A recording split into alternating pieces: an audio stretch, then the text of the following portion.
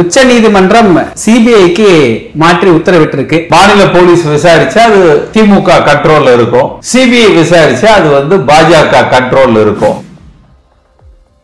எலிகிட்ட இருந்து தப்பிச்சிருக்காரு, புலிகிட்ட இருந்து தப்பிச்சு வருவாராங்கிறத பார்க்கணும்.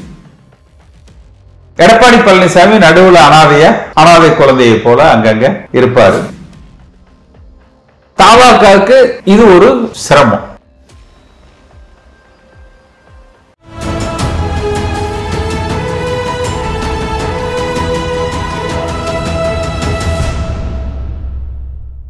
தமிழரம் நேயர்களுக்கு வணக்கம். இன்று நம்மிடையே முன்னாள் நாடாளுமன்ற உறுப்பினர் திரு கே.சி. பழனிசாமி அவர்கள் இணைந்துள்ளார். சார் வணக்கம். சார் வணக்கம். எப்படி இருக்கிறீங்க சார்? நல்லா இருக்கேன் சார். உச்ச நீதிமன்றம் சிபிஐக்கு மாற்றி உத்தரவிட்டிருக்கு, எப்படி பாக்குறீங்க? இது நம்ம 3 பகுதியா பார்க்கலாம். ஒன்று தமிழ்நாடு அரசாங்கம், இந்த தமிழ்நாடு அரசாங்கம் நடந்து கொண்ட முறை, அடுத்து சென்னை உயர்நீதிமன்றம் பிறப்பித்த அந்த உத்தரவுகள், அடுத்து உச்ச நீதிமன்றத்தில் இன்றைய உத்தரவுகள், அடுத்து இதனுடைய அரசியல் ரீதியான விளைவுகள் இது எப்படி இருக்கும். 4 பார்ட்டா நம்ம பார்க்கலாம். ஒன்று தமிழ்நாடு அரசாங்கத்தை பொறுத்த வரைக்கும் தேவைக்கு அதிகமாக இதில் தலையிட்டு அவர்களுக்கான ஆபத்தை அவர்களே வரவழைத்து கொண்டார்கள்.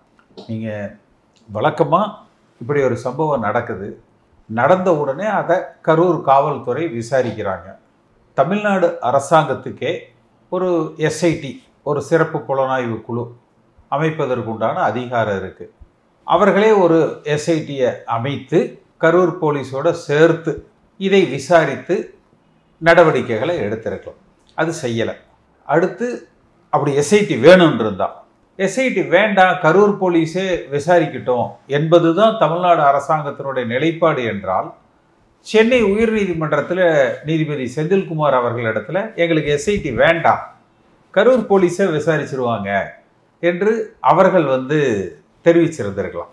அப்போ எந்த உத்தரவும் வேண்டாம், உங்களுக்கு முன் பட்டியலிடப்பட்ட எதிர்காலத்தில் இது போன்ற சம்பவங்கள் நடப்பதை தவிர்ப்பதற்கான வழக்கை மட்டும் நீங்கள் விசாரியுங்கள் என்று சொல்லியிருந்தாங்கன்னாலும் இந்த பிரச்சனைகள் தவிர்க்கப்பட்டிருக்கும். அடுத்து இன்னும் ஒரு படி மேலே போய் அந்த தீர்ப்பை, திரு செந்தில்குமார் அவர்களது தீர்ப்பை விமர்சித்தார்கள், நீதிபதியை விமர்சித்தார்கள் என்று பல ஊடகவியலாளர்கள், சமூக செயல்பாட்டாளர்கள் கைது செய்யப்பட்டார்கள். அடுத்து புதிய தலைமுறை தொலைக்காட்சி கேபிள்ல இருந்து அவர்கள் நீக்கப்பட்டாங்க. பல சமூக வலைதளங்கள், யூடியூப் மிரட்டப்பட்டார்கள். அரசாங்கத்துக்கு எதிரான செயல்பாடுகள் இருக்கக்கூடாது என்று தடுக்கப்பட்டார்கள்.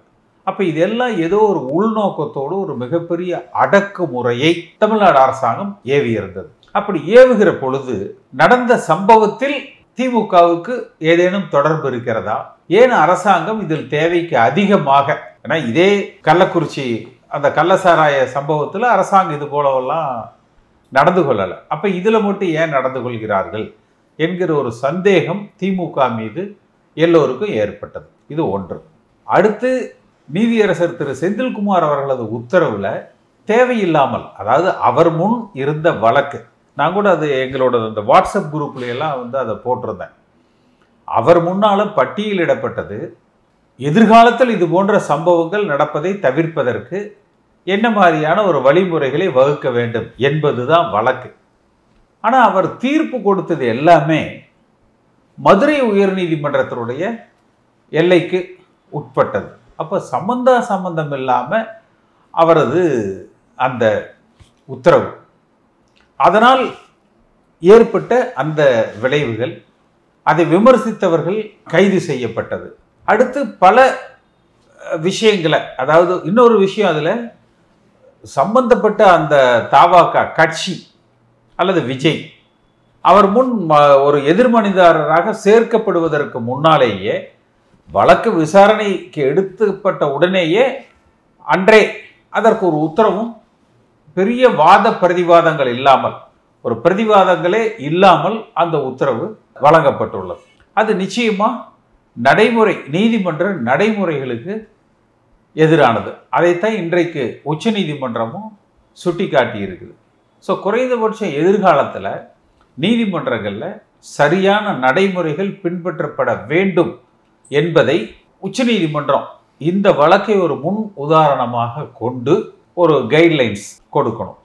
அடுத்து அப்படி சூமோட்டோவா ஒரு வழக்கு எடுப்பதென்றால் தலைமை நீதிபதியினுடைய அனுமதி தேவை. இந்த உத்தரவுல அந்த தலைமை நீதிபதியினுடைய அனுமதியும் பெறப்படாமல் தேவைக்கு அதிகமாக தன்னுடைய அதிகார வரம்புக்கு அப்பாற்பட்டு உத்தரவுகள் கொடுக்கப்பட்டிருக்கு. ஸோ அது அடுத்து உச்சநீதிமன்றத்தில் இன்றைய தீர்ப்பை பொறுத்த வரைக்கும் நிச்சயமா இது ஒரு சிபிஐ விசாரிக்கப்படணும். ஏன்னா சிபிஐ விசாரிக்கிற பொழுதும் பொதுவாக பார்வையாளர்கள் மத்தியில் என்ன வரும்னா, மாநில போலீஸ் விசாரிச்சா அது திமுக கண்ட்ரோல்ல இருக்கும், சிபிஐ விசாரிச்சா அது பாஜக கண்ட்ரோல்ல இருக்கும் என்று ஒரு அச்சம், ஒரு சந்தேகம் எல்லோருக்குமே இருக்கும்.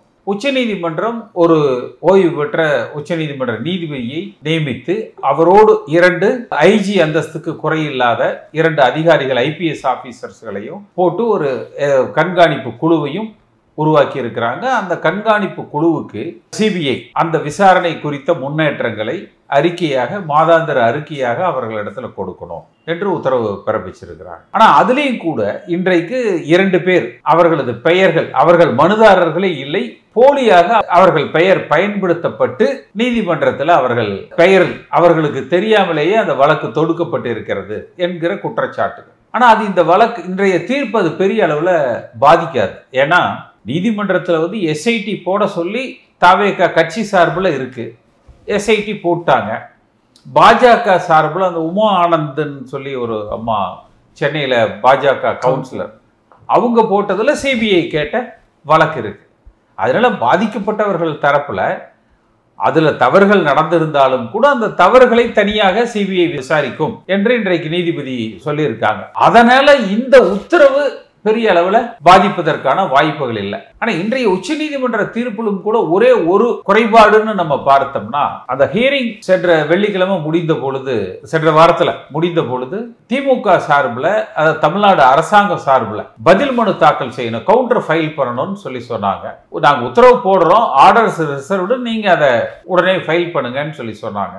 ஆனால் இன்றைய உத்தரவுல அது தொலைக்காட்சிகள்ல வரல. ஆனால் அங்கிருந்து எனக்கு உச்சநீதிமன்றத்தில் அதை கண்காணித்த ஒரு வழக்கறிஞர் சொன்னது 8 வாரங்கள் அதற்கு டைம் கொடுத்திருக்கிறாங்க.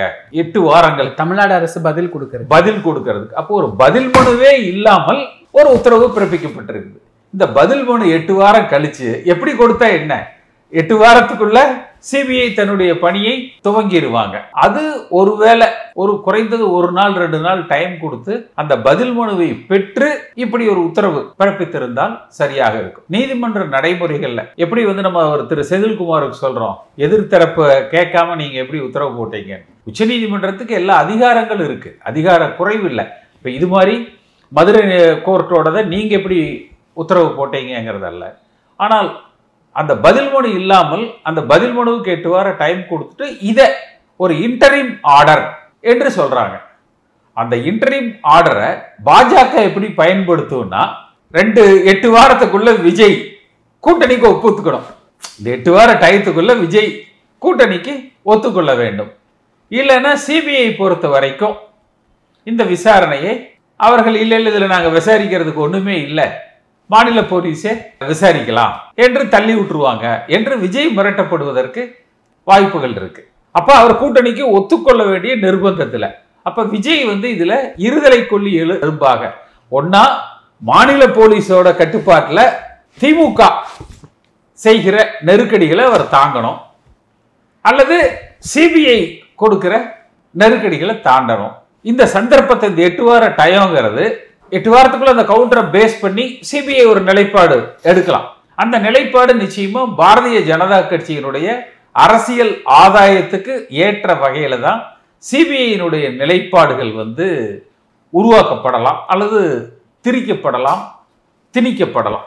அப்ப தாவேகாக்கு இது ஒரு வெற்றியா கருத முடியாதா சார்? இல்ல, அதாவது வெற்றி என்றால் ஒரு இன்டரிம் ரிலீஃப் அவங்களுக்கு கிடைச்சிருக்கு, இடைக்கால நிவாரணம் அவர்களுக்கு கிடைச்சிருக்கு. அது 8 வாரத்துக்கு உள்ள, இது நான் சொல்றது அரசியல் விளைவு, தீர்ப்புல அல்ல, ஒரு அரசியல் விளைவாக அந்த 8 வாரத்துக்கு உள்ள இவர்கள் அந்த கூட்டணியில இது பண்ணணும். தாவேகாவுக்கு இது ஒரு சிரமம். ஆனா அரசியல் ரீதியா இதை பார்த்தீங்கன்னா கிட்டத்தட்ட அரசியல் களம் என்பது திமுக, காங்கிரஸ், தாவேகா, பாஜக என்கிற அளவுல போயிடுச்சு.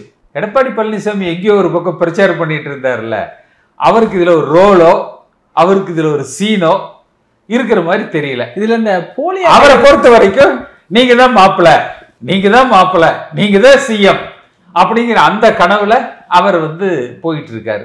அது அதிமுகவுக்கு மகிழ்ச்சியான ஒரு விஷயமாக இருக்காது. ஒருவேளை பாஜக இல்லாம தாவேகா அதிமுக கூட்டணி என்றால் நிச்சயமா வெற்றி பெறும். 200 தொகுதிக்கு மேல வெற்றி பெறும். நானே பல பேட்டிகள்ல நான் அதை சொல்லியிருக்கேன். ஆனா இது பாஜக உள்ள இறங்கி விளையாடுற பொழுது இப்ப பீகார்ல எப்படி நிதிஷ்குமாரோ அது போன்ற ஒரு நிலையில எடப்பாடி பழனிசாமி அடைய முடியும். இந்த போலி கையெழுத்து விவகாரம் அதிமுக வழக்கறிஞர்கள் தான் அதை செஞ்சாங்கன்னு ஒரு குற்றச்சாட்டு இருக்குது. இது எப்படி சார் நாளைக்கு இது உண்மை வெளிவந்தது அப்படின்னா அதிமுகவுக்கு ஒரு பின்னடைவா மாறாதா அப்படின்னு ஒருத்தர் சொல்லியிருக்காரு உச்சநீதிமன்றத்துக்கு பின்னால. அவர் அடுத்த ஹியரிங்லேயே அதை சொல்லணும். அவர் ஒரு அஃபிடவிட் தாக்கல் பண்ணணும். அது சிபிஐ விசாரணையில் அது ஏற்கப்படணும். அடுத்து அப்படி யார் அந்த தவறை செய்தார்களோ அவர்கள் மீது சட்ட நடவடிக்கைகள் பாயும். ஆனால் இதனால இந்த தீர்ப்புக்கு ஒரு பெரிய பாதகம் ஏற்பட்டு விடாது. அதுதான் நான் உங்களுக்கு ஆரம்பத்திலேயே சொன்னேன். ஏன்னா உமா ஆனந்தன் அவருடைய பெட்டிஷன் இருக்கு, தாவேகாவோட பெட்டிஷன் இருக்கு. அடுத்து உச்சநீதிமன்றத்துக்கு ஒருத்தர் கேட்டு தான் போடணும்னு இல்லை, you pass any other order அப்படிங்கிறதா இருக்கும். அப்போ என்ன உத்தரவு வேணாலும் போடுறதுக்கு உச்சநீதிமன்றத்துக்கு பவர் இருக்கு. இப்போ இந்த உச்சநீதிமன்ற தீர்ப்பு திமுகவுக்கு ஒரு பின்னடைவுன்னு எடுத்துக்கலாமா சார்? நிச்சயமா. அது விஜய் பாஜகவோட கூட்டணி சேர்ந்துட்டாருன்னா செந்தில் பாலாஜிக்கு சிக்கல், சிரம திசை, திமுகவுக்கு மிகப்பெரிய ஒரு அரசியல் ரீதியான பின்னடைவு ஏற்படும். ஒருவேளை விஜய் பாஜகவோட சேரல என்றால் அது அப்படியே திமுக மூலமாக விஜய்க்கு அந்த பின்னடைவுகள் ஏற்படலாம். நாளைக்கு சட்டமன்றம் கூடுது, இதை பத்தின விவாதங்கள் எப்படி இருக்கும்? இந்த எடப்பாடி பழனிசாமி போயிட்டு வெளிநடப்பு செஞ்சுட்டு வெளியே வந்துடுவார். போயிட்டு அஞ்சலி செலுத்துறாங்க, எல்லாரும் அஞ்சலி செலுத்திட்டு வெளியே வந்துடுவாங்க. அதுக்கு அடுத்த நாள் அரசாங்கத்தை குறை சொல்லிட்டு வெளியே வந்துடுவாங்க. அதனால 2 நாள் போச்சு. கடைசி நாள் தீபாவளி ஊருக்கு போறதுக்கு அவசரத்தில் இருப்பாங்க. வியாழக்கிழமை ஒரு நாள் மட்டும் ஏதேனும் நடப்பதற்கு இது இருக்கு. இதுல என்னன்னா இந்த இன்றைய உச்சநீதிமன்றத்தில் இப்ப இந்த தலைமறைவா இருக்கிறாங்க இல்லையா, புஷி ஆனந்த், அந்த நிர்மல்குமார், அவங்களோட பெயில் என்ன ஆகும்? ஒருவேளை நீ சிபிஐ அவர்கள் தான் இதுல பதில் மனு தாக்கல் செய்து பெயில விசாரிக்கணுமா? குறைஞ்சபட்சம் தமிழ்நாடு போலீஸ் இப்ப கைது செய்ய முடியாது. அதனால அவங்க வெளியே வந்துடலாம். அவங்க வெளியே வந்தாலும் தமிழ்நாடு போலீஸ் இப்ப கைது செய்ய முடியாது. அப்புறம் வர்ற பெயில் பெட்டிஷன் அது தெரிஞ்சிடும். அவங்க வெளியே வந்தாங்கன்னா மத்திய பாஜகவினுடைய ஆசீர்வாதம் விஜய்க்கு கிடைச்சிருச்சா இல்லையா அப்படிங்கிறது தெரிஞ்சிடும். வெளியில அவங்க வரலன்னா இல்லை இன்னும் அந்த சிக்னல் கிடைக்கலைங்கிறது தெரியும். அடுத்து அந்த பெயில் பெட்டிஷன் வரும் பொழுது அவங்க நிலைப்பாடு என்ன, எல்லாமே இந்த கூட்டணியை ஒட்டி செல்லும். இப்போ இந்த தீர்ப்பு விவகாரம் கூட நீங்க சொன்ன மாதிரி அவசரப்பட்டுருச்சோ அப்படிங்கிற மாதிரி இருக்கா? அதாவது அவசரப்பட்டு இல்லை, அது ஹியரிங் நடந்தது தமிழ்நாடு அரசு சார்பில். நான் சொல்றது இந்த தீர்ப்பை பயன்படுத்தி பாஜக எப்படி அரசியல் செய்யும் அப்படிங்கிறது தான் நம்ம பேசுறோம். அந்த சில சட்ட நிபுணர்களும் சொல்றாங்க, கொஞ்சம் நீங்க சொன்ன மாதிரி இந்த 8 வார காலக்கெடு இருக்கு, இது எப்படி வேணாலும் மாறலாம் அப்படிங்கிற ஒரு நிலை. எப்படி வேணாலும் மாறலாம்னா தீர்ப்பு இன்றைய அளவுக்கு தீர்ப்பு இருக்கு. பாஜக இதை அரசியல் ரீதியாக தங்களுக்கு சாதகமாக பயன்படுத்திக் கொள்வார்கள். அதற்கு ஏற்ற வகையில சிபிஐ வேகமாகவோ மெதுவாகவோ செயல்படும். இப்ப இந்த தமிழக அரசு வழக்கறிஞர்கள் கோட்டை விட்டுட்டாங்கன்னு சொல்லலாமா? ஏன்னா நீங்க முந்தைய பேட்டியிலே சொன்னீங்க வலிமையான வழக்கறிஞர்கள் அப்படின்னு சொன்னீங்க. எப்படி அது? அதான் ரொம்ப ஓவரா வலிமை காமிச்சிட்டாங்க. அதாவது சென்னை உயர்நீதிமன்றத்துல தேவையற்ற அந்த பெட்டிஷனே ஒரு தேவையில்லாது. நான் சொன்ன மாதிரி கரூர் சம்பவம், இப்போ முதலமைச்சர் அன்றைக்கே ஒரு எஸ்ஐடியை ஃபார்ம் பண்ணி தமிழ்நாடு உள்துறை செயலாளர் அறிவிச்சிட்டு போயிருக்கலாம். அதை யாரும் கேட்க மாட்டாங்க. நீதிபதி செந்தில்குமார் அவர்கள்ட்ட தமிழ்நாடு அரசாங்கமே போட்டிருக்குதுங்க எஸ்ஐடி, அதனால நீங்க எதிர்காலத்துக்கு உண்டான கைட்லைன் மட்டும் போடுங்க என்பதோட இவர்கள் அதை நிப்பாட்டி இருக்கலாம்.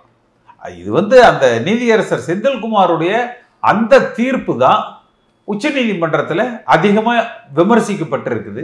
அது ஒருவேளை அப்படி ஒரு அதிகமான விமர்சனத்துக்கு அந்த தீர்ப்பு ஆளான காரணத்தினால இப்படி ஒரு உத்தரவு இன்றைக்கு உச்ச நீதிமன்றத்திலிருந்து கிடைச்சிருக்கு.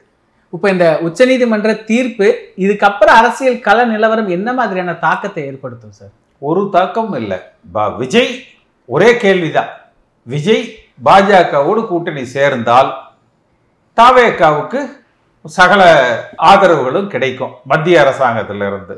அப்படி இல்லைன்னா பாஜக கைகழி விடுவார்கள்.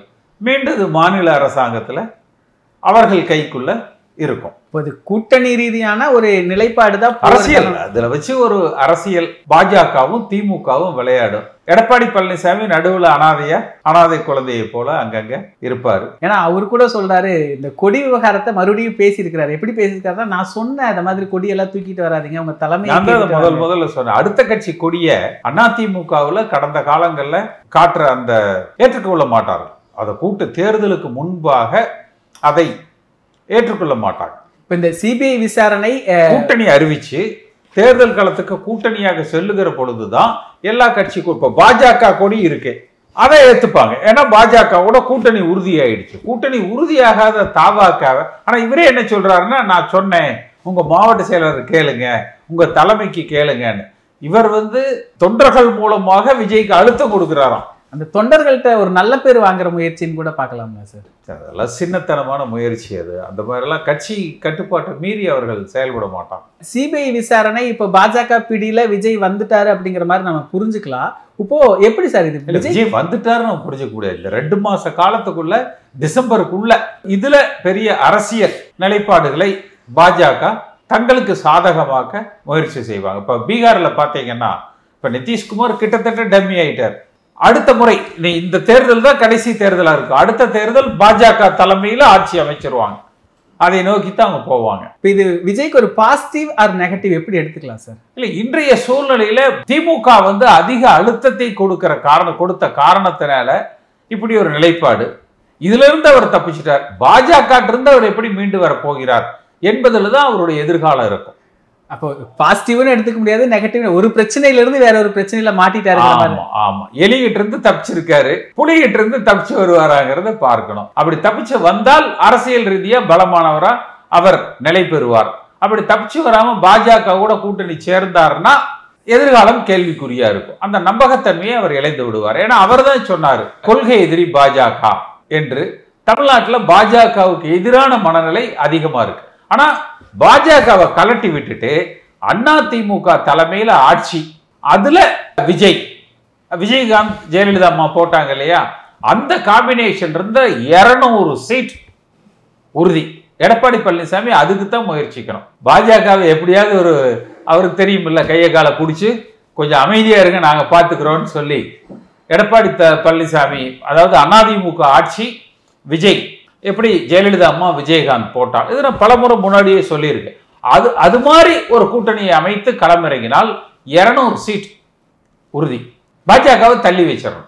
நிகழ்கால அரசியல் குறித்து பல தகவல்களை பகிர்ந்து கொண்டதுக்கு நன்றிங்க சார். இதே போன்று நிகழ்கால அரசியலின் சாரம்சங்களை அரசியல் ஆளுமைகளின் நேர்காணல் வழியே தொடர்ந்து காண தமிழ் நிறம் வலையொலியை சப்ஸ்கிரைப் செய்யுங்கள். தங்களின் மேலான கருத்துக்களை கருத்துளை பெட்டியில் பதிவிடுங்கள். நன்றி, வணக்கம்.